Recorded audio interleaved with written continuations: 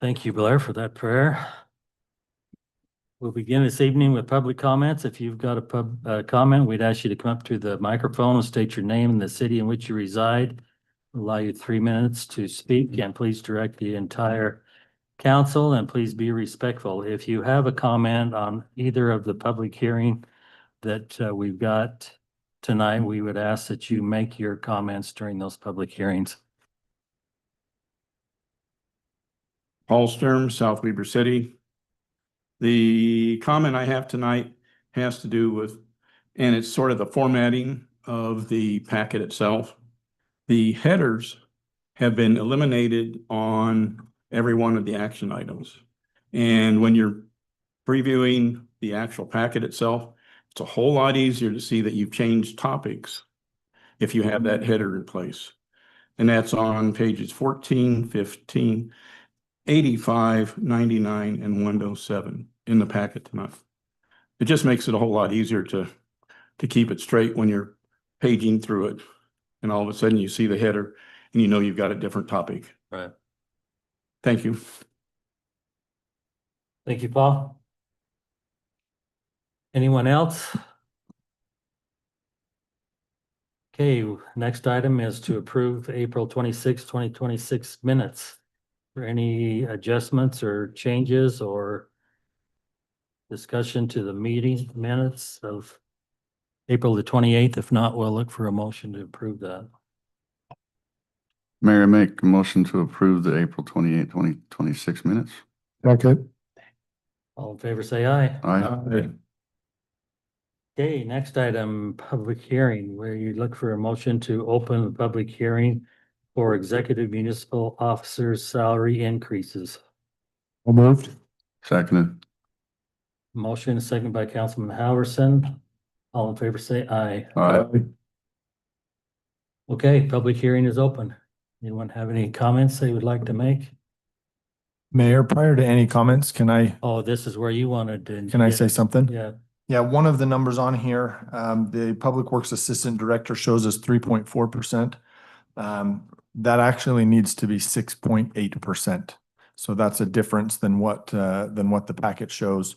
And the reason for that is similar to the Public Works Director position. The conversation has been to adjust the status of those positions to the FLSA exempt status. They are not currently, they are hourly. And the methodology needed to be the same in both of those numbers, but they were not. The 3.4% did not include that adjustment to be FLSA exempt. And so that's why that needs to be 6.8 instead of 3.4. Can I ask a clarifying question? You bet. Is the 6.8 already included in the budget and it's just a typo on this, or was that also requiring an adjustment on the budget itself? There will be a slight adjustment, but it's not a major adjustment, no. Okay, thank you. Yeah. okay, thank you, Dave. Anyone else? Seeing no other ones, I'd look for a motion to close the public hearing. So moved. Second. All in favor, say aye. Aye. Did you get the second from Joel? Okay, next item, public hearing for fiscal year 2027 tentative budget with proposed property tax increase. Look for a motion to open this public hearing. So moved. Second. All in favor, say aye. Aye. Okay, public hearing is open. Any other comments? Seeing none, we'll ask for a motion to close the public hearing. So moved. Second. All in favor, say aye. Aye. Next item, resolution 26-17, North End Dispatch Agreement. Any discussion on this resolution from the council? Okay, just- Lisa, could we jump to that side, that portion? Derek, the rates and everything looked fairly similar, weren't they?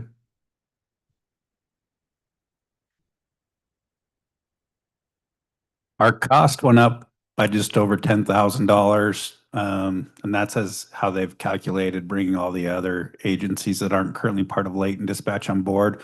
Once they were able to calculate all of those numbers, I think we're seeing about a $12,000 increase over the prior year.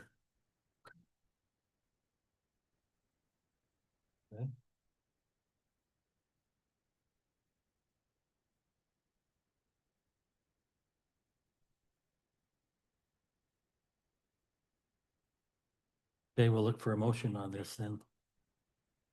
Mayor, I move to approve resolution 2617 as written. Okay, we have a motion. Seconded. We have a second by Councilman Howerson. Do a roll call vote starting with Councilman Windsor. Aye. Aye. Aye. Aye. Okay, motion carries. I forgot to excuse Councilwoman Petty. She's out of town and has to be excused, so. Next item. Resolution 26-18, Emergency Medical Service Director Contract with Summer Grace LLC. Any discussion on this resolution?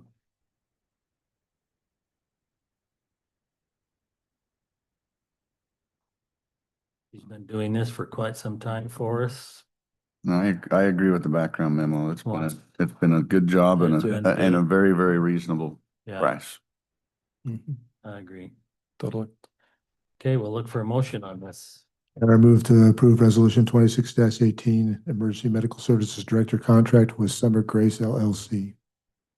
Okay, Seconded. I have a motion, Councilman Howerson. Do a roll call vote, starting with Councilman Howerson. Aye. Aye. Aye. Aye. Okay, motion carries. Thanks. Next, we need to move into a board meetings. We'll ask to suspend a motion to suspend council and move. Yeah, we got Oh, do we have got one? the insurance. Is that not on yours? We don't have that one. There you go. 2619. Okay. Oh, wait a minute. Is that? Yeah, that's the bond revenue. Mm-hmm. It's not on mine. Okay, excuse me. We won't go into board meeting just yet. Resolution 26-19, authorizing the issuance of a lease revenue bond by the local building authority of the city. Do we want to do that now, Dave? Do we want to do the board before we do that? City first. City first? Yeah. Okay.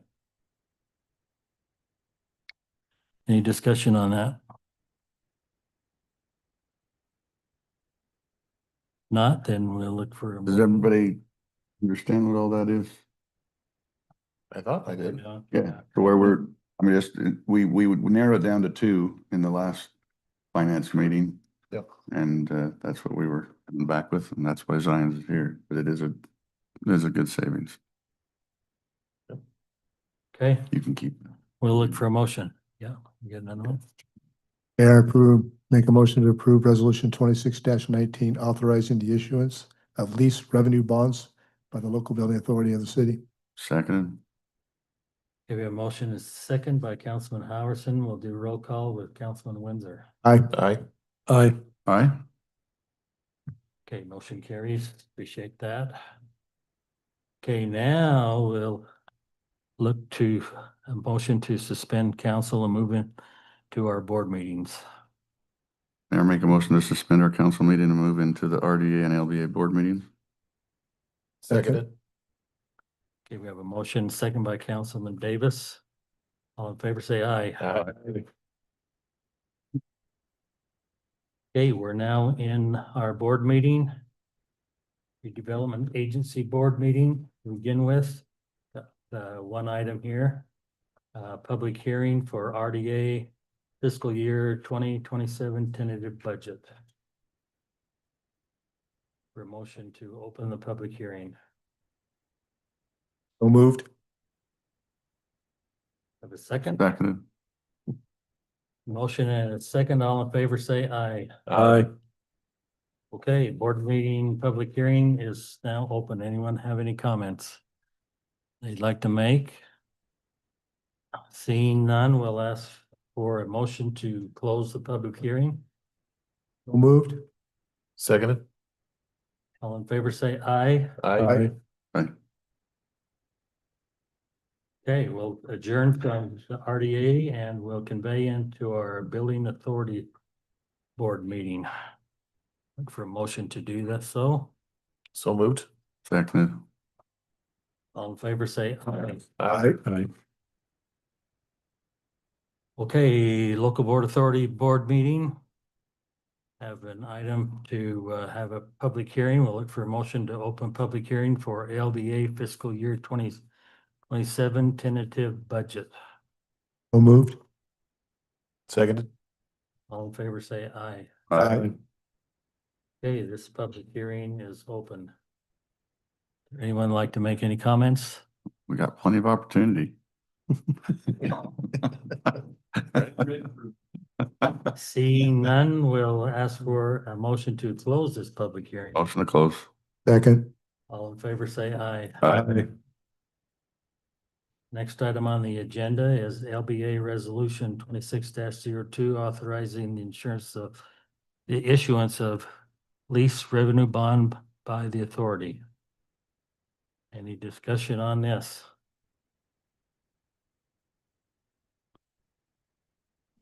Chairman, I make a motion to approve LBA Resolution 2602, authorizing the issuance of lease revenue bonds by the authority. Seconded. Second by Councilman Davis. Do a roll call vote, starting with board member Howerson. Aye. Aye. Aye. Aye. Just remember that. Okay, thank you. Motion approves. Look for a motion to adjourn and reconvey back to city council.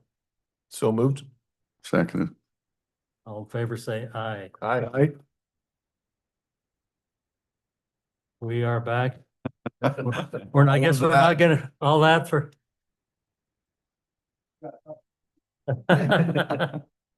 Thank you very much. We appreciate your work on this. It's gonna save us some money. It's gonna be great.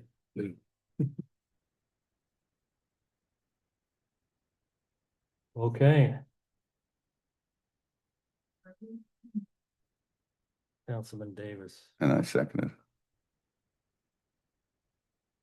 Well, Michelle. New business. Dave, have you got any new business you'd like to bring up? I have a couple things to report, but no new business. Okay, give us your report. We have finalized a date for the Public Works Open House for the public. We will begin publishing that tomorrow morning. We are doing an open house from 4 p.m. to 6 p.m. on Wednesday, June 3rd. So a week from tomorrow. And it will be a self-guided tour, but we'll have staff members there to assist and answer questions and talk about the project for people that want to ask questions or whatnot. But it should be a pretty exciting time and opportunity for the public who's wanted to go through the building and see it to see it. So, Yeah, that'll be good. We're letting people know. We just want to let by- every, we're planning on sending out an email, sending it out through social media. We'll put it on the digital sign and try to publish that the ways that we Yeah. normally do. If there are other ways that you would like us to, we're happy to do whatever you'd like. Public notices, we could do it as a public notice. Yeah. We don't typically do events as a public notice like that, but we could potentially do that, yeah. Can we do that? Oh, It's not a public body. It's not a public hearing. Yeah, so the notice website's reserved for meetings of public bodies, and there's no public bodies meeting or acting, so I think it's probably best just through social media channels and the city's website. Okay. Thanks for that clarification. yeah, Jamie. appreciate that. One quick note, do you think that they could get rid of the weeds at the front of the building before the open house? We'll do what we can. have we had a meeting with Valley Design at all? No, I haven't. We have not. There's been there's been a couple of exchanges on some items that need attention, but not a true meeting, no. The other thing that I wanted to report on is just a shout out to the fire department. There have been necessary response for multiple fires over the last few weeks, and they have proved themselves again and again, and just really want to recognize that. They just keep proving themselves to the city that they're really good at what they do and protecting us. And these fires have started for different reasons, but most of them have included an intentional, ignition. And so we need to talk about that maybe on a broader scale, but they've responded quickly and limited damage in really significant ways. Could have been a lot worse. So shout out to them. Okay, anything else, Dave? Not for me. Okay, council, you got any items? Do committee reports, anyone have? Wayne? We could probably give an update to the progress with the train clubs that we've reached out to them.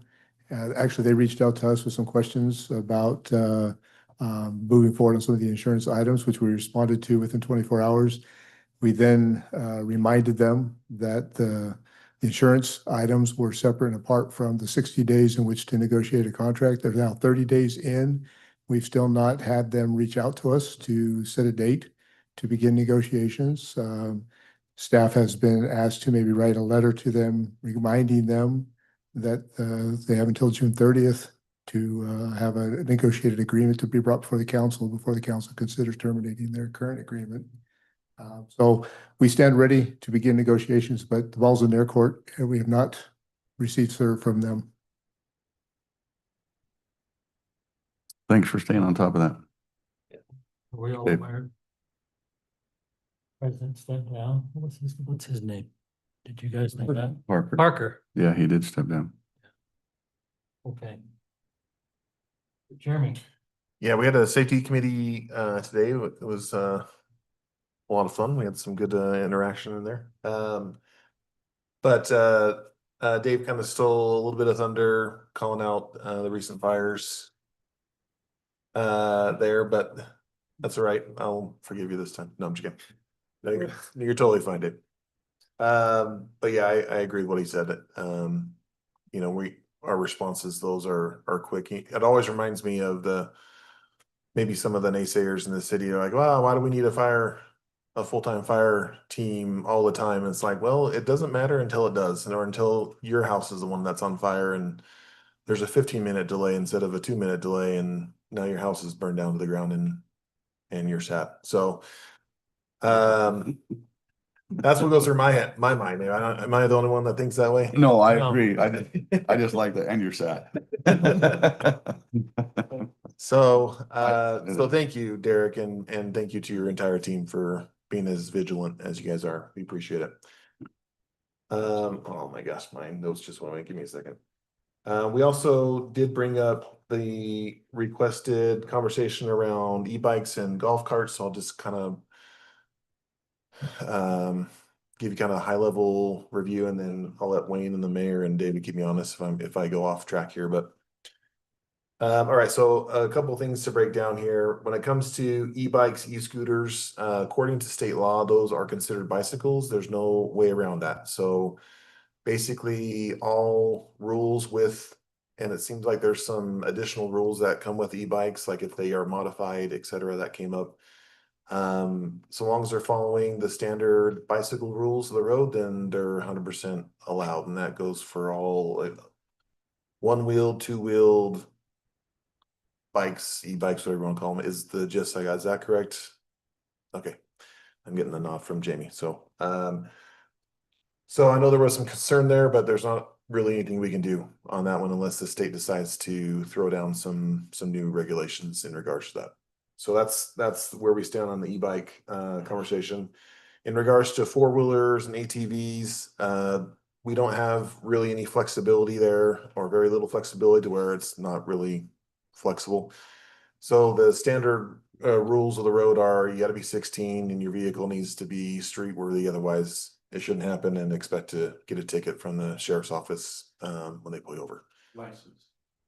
And they have to be licensed, yes. And then the big one why I think is the big one is the golf cart discussion. So this one is interesting. So we have a lot of flexibility on what we want to do with golf carts in the city. but the general consensus from the committee was that to make sure that we don't go too far with the approvals and the allowance of the use of golf carts, that if we start to put restrictions on what we think would make the most sense from a safety perspective, that the restrictions would be so much that you couldn't really use golf carts outside of your own little pocket of the neighborhood. However, if there's enough desire to start carving out little pockets on where they can be allowed and how old we want people to be able to drive them, etc., then we could draft something together to see if anybody would even want to go down that route. But before we had staff even go down that route, we were curious, and it's too bad Angie's in here because I'm sure she'd have a pretty strong opinion on this one, but we were just curious if we wanted to even go there, or do we just stick with state code and leave it at those restrictions, or if anybody felt. What, One is the state. yeah, that's what I was We don't- curious about. No. Yeah, so state code is basically, No yeah, basically you can't. Basically no golf. Yeah, carts. yeah, no golf carts.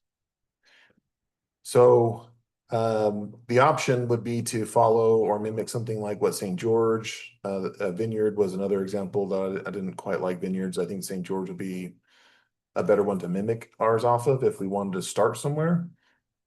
But again, the restrictions that they have is basically not allowed on any road that's over 25 miles an hour. And which means you're not crossing South Weber Drive, which means, like I said, because of the way our city's designed, if we allow them, they're going to be so boxed in that almost what's the point of allowing them? So now we could carve out exceptions. That's definitely a part of what St. George does as well. They carved out certain exceptions, like, okay, on this section of this road, it's allowed, but nowhere else on that road. Wasn't one of the requests, and I could be totally wrong, because obviously a golf cart doesn't go 40, so not down South Weber Drive unless it's a modified golf cart. Right. Wasn't the request from an individual to allow them on the sidewalk? Yeah, so we were pretty uniformly against the sidewalk. Nobody.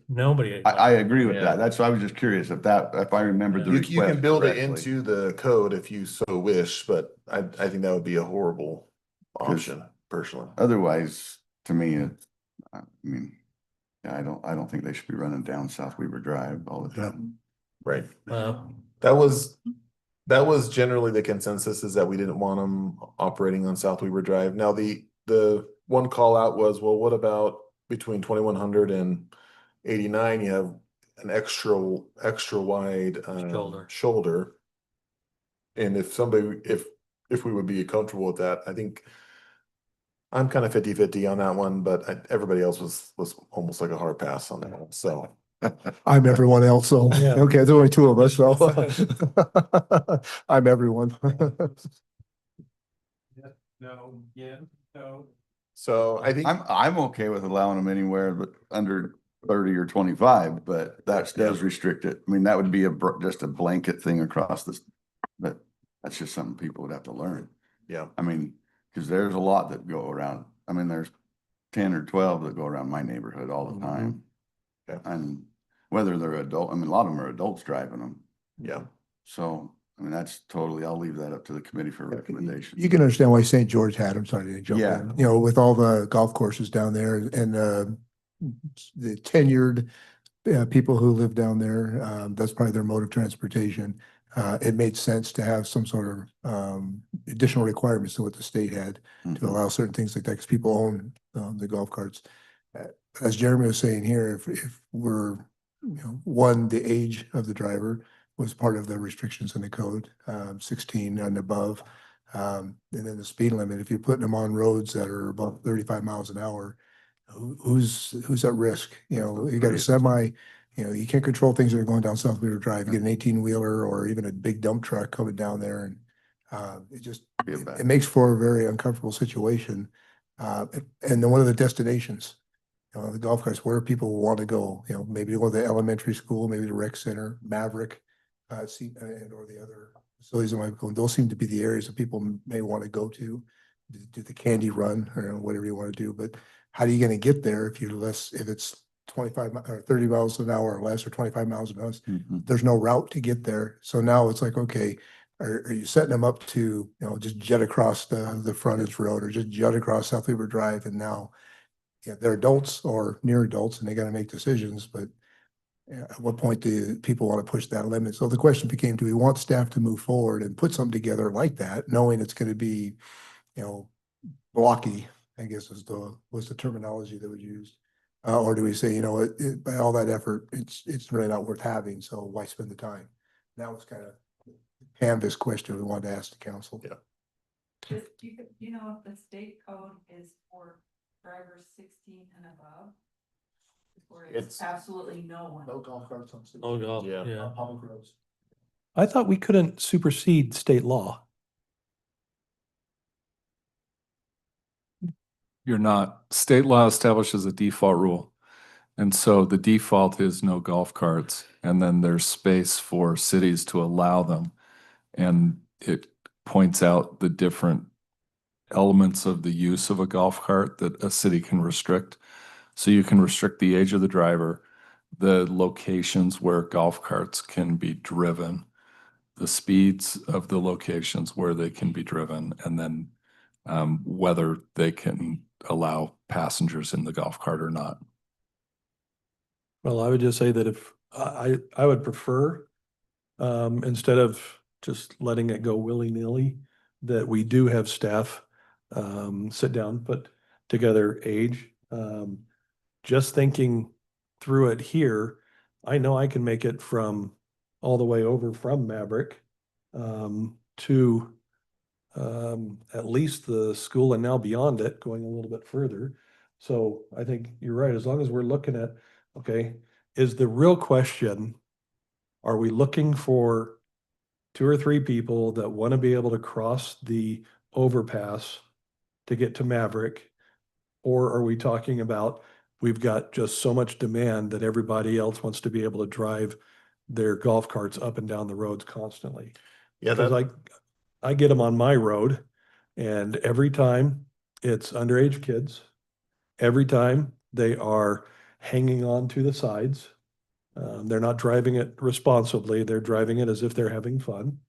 And if they're going to do that, that's one thing. But as soon as it starts endangering other people, then I think we do have to step in and say, okay, if it's going to cause damage to vehicles that are around there, then it shouldn't just be a free pass for them to go. But if we get it to an age of, 16, then yeah, if you can drive a car or you can drive a motorcycle or a 4-wheeler, yeah, you should be able to drive a golf cart any place if that's what you really want to do. Like you said, they don't really go fast. So if I'm 16, if I can have a 4-wheeler or a golf cart, I'm definitely going with a 4-wheeler. Modified golf carts. Oh, I would too. All you have to do is 100%. increase the batteries, and that's going to increase the amount of. So one of the things that came up is, I think it was the St. George example, is that as soon as they instituted the rule, they saw a big influx in golf carts. So that was something that was just an interesting fact. I'm not sure if that would hold true everywhere. You would, as soon as you announce that golf carts are now allowed, are you going to see a bunch of people buying golf carts to where now it's a more popular thing to do than it once was? I don't know. And it sounds like anecdotal evidence, because unless they're writing a lot more tickets, which they wouldn't be, but again, going back to almost your point, if we're going to give them the freedom to do it and we set the age, then why not? If we want to have, everybody wants to buy a golf cart and they're going to Right. follow the safety guidelines and the age guideline and making sure, of course, that it's street legal. Why not? I mean, that's the good part about when you do legislate things and everyone else wants to do it. As long as they follow the law, Yeah, you just well, I go. think the point is, if we're gonna go down the road of creating our own rules, I think we should do it in a way that, well, if every other person, and then not every other person, but if we saw a big influx in golf courses, do the rules still make sense or not? I think so. But it sounds like that's what I'm something we can hearing look is at that you later. guys are generally interested in seeing what a hypothetical rule could look like, and then making a decision based on kind of what we come back with. Does that Yeah. sound? Adjust the age. Uh-huh. Yeah. Okay. The only big concern, and that's why I brought up with the cars, is that with a golf cart, you don't have to have insurance unless you are made street legal. So not only is it just going around, there's no requirement for a golf cart to have. I don't believe cities can require insurance on golf carts. The state code designates classes of vehicles, and so you have off-road vehicles are one class, bicycles are a class, automobiles are a class, and they define golf carts as its own category. Yeah. And so I don't think the restrictions that you could take up would not get into insurance requirements. It would just be the age of the operator, whether they can have passengers, at what hours can they operate the vehicle, and on what streets or facilities can they operate the vehicle. That's it. You have a lot of room for policy choices within those categories, but those are the things you can regulate. Yeah, so exactly to my point, they don't have any insurance if they crash into a car. So, I think well, the liability lies on the parents at that point, right? And that's where you have like an umbrella policy as a parent or liability policy. Yeah, Goes under homeowners. Yeah. mhm. So, all right, Dave, do you have enough to go off of? Yeah, Jamie and I'll work on a draft, and then the only question I have is, does that come back to the whole council, or does that go back to the Let's go back to committee? the committee first for like Yeah. a first draft. Yeah, I think that makes sense. And then I think where we start is I think we just mimic St. George and make some adjustments that make sense for our city. And then I like the call out that we had in the committee of highlighting the roads where it would be allowed based on the rules. And then that can give us a good visual on. I can't remember whose idea that was, but that was a good idea. Mike? Okay, yeah, Lieutenant Mike. So that'd be really good to see. So if we can include that, I think that'd be good.